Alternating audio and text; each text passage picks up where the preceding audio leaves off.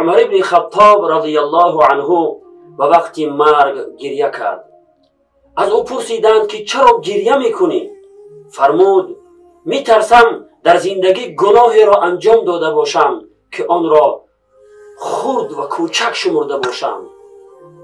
ببینید برادران و خواهران عزیز، عمر ابن خطاب رضی الله عنه که در حیاتش بشارت به جنت شده بود، جناب رسول الله صلی الله علیه و سلم او را در حیات بشارت به جنت داده بودند، ولی باز هم از آن میترسید که مبادا در حیات گناهی انجام داده باشد که آن را خرد و کوچک شمرده باشد.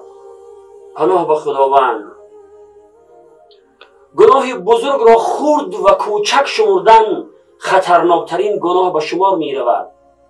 ولی متاسفانه امروزها جوانان این امت به گناهان کبیره دست می زنند و آن را خرد و کوچک می شمارند. خداوند توفیق پرهیز کردن از همه گناهان را برایمان نصیب فرماید و عظمت و بزرگی گناهان را در قلبهایمان جای دهد. آمین یا رب العالمین.